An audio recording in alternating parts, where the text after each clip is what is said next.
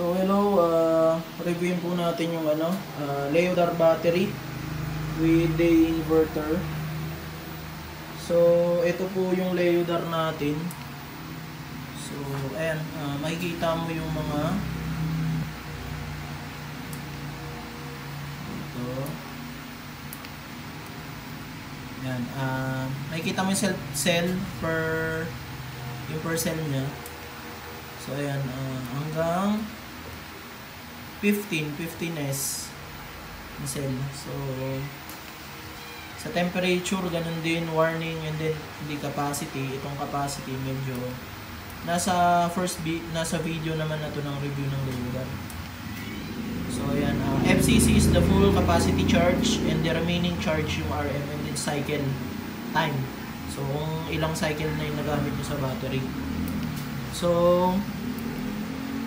ayan, sa Leodar mayroon siyang 4 na port para sa battery, and then CAN communication and DIP switch.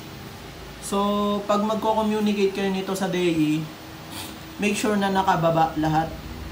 So kasi yung iba ay tinataas ng first DIP switch, so hindi po mag-work, hindi po magko-communicate yun sa DAI. So may mga nag-review nun na tinataas to, itong first, kaya hindi nagko-communicate. So hindi mo pwedeng sisihin yung Leodar dahil hindi siya nagko-communicate. So yun lang ang first. Pero pag mga parallel, sundan nyo lang yung manual. Nandun naman yung mga protocol pagdating dun sa DIP switch. And then ito naman si DAI, itong AMPAW inverter na tinatawag nila. So isa sa pinakamaganda. So ang mga sineset lang dito is, syempre, punta ka muna sa basic setting. So ayan, set mo muna yung time. So ayan, and then sa grid setting, punta ka, general, standard, and single phase. Yan lang po ang piliin nyo. Then pag na-select nyo na, select check lang. Sa battery setting naman, since naka-lithium tayo and then may CAN communication, so click nyo lang yung lithium, and yung battery AH, syempre importante yan, and then max charge and discharge.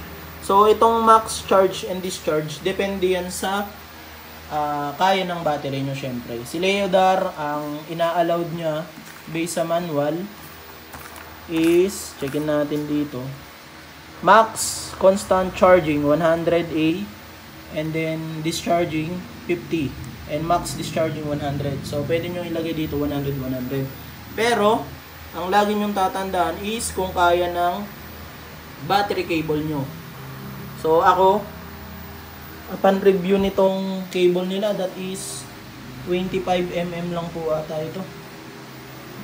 Tama, 25mm lang. So nilimit ko lang siya sa 50. So as per checking ko kasi dun sa manual ng battery cable, so hanggang dun lang. So binabahan ko lang to. So depende pa rin sa inyo yan. Kung gusto nyo bago-baguhin, sa akin kasi dun tayo sa safe.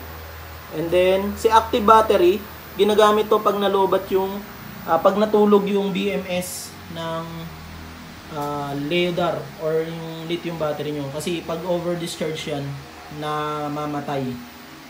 So hindi nyo na mabuhay kahit screen yan, walang appear dyan. Kaya ang ginagawa is meron niyang active battery, activate battery, or battery wake ups dun sa ibang inverter. So yun lang, pwede kang use bat, percentage use battery, and no battery. So ayun, depende na po sa battery nyong gagamitin. So select, check lang kung okay na, and then grid setting, tapos na tayo dyan. Battery system at a system work mode. So ito linagay ko lang is naka zero export tayo to city. So kasi walang net metering sa Aurora, so mahirap mag-apply. So hindi natin yun, meron tayong setting gagamitin para hindi mag feed sa grid. And then solar cell, hindi naman naka-click. And then max, eto naka-standard tayo na 20 watts. So, dun sa export power. Pwede rin tong 00, pero kasi dun sa manual naka 20, so ginawa kong 20. And then, itong peak power is 8,000. So, yun, pwede mo rin tong edit. I think, 5,000 lang dapat to. Ito. So, babaan nyo lang. Depende sa gusto nyo.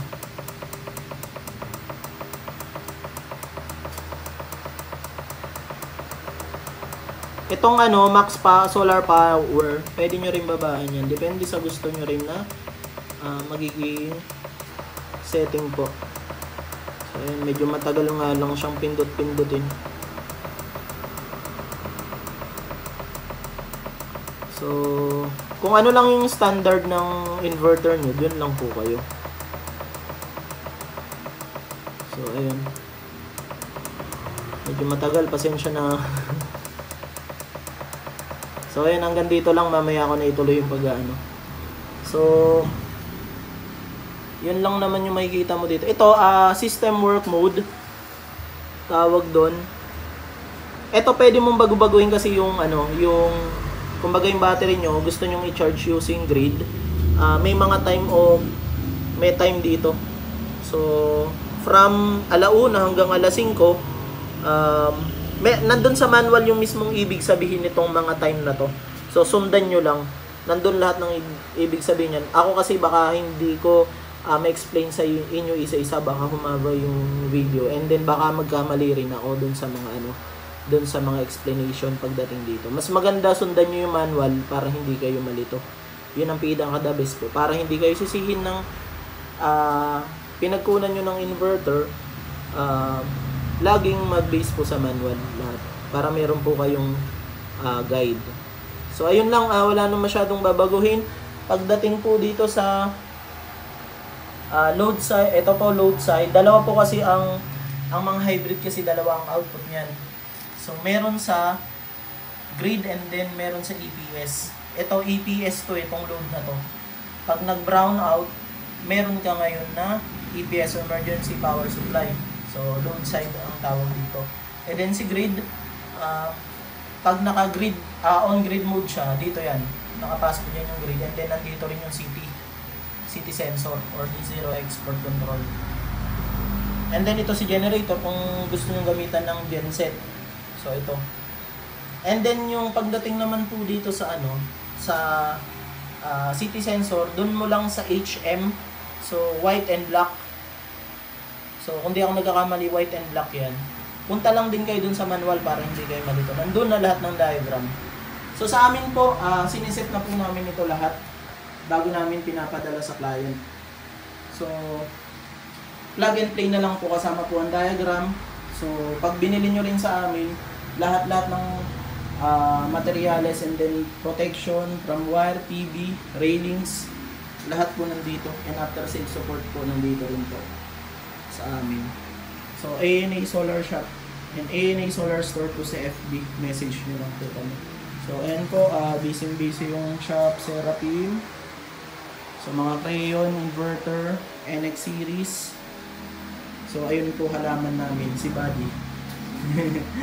Thank you po. Maraming salamat.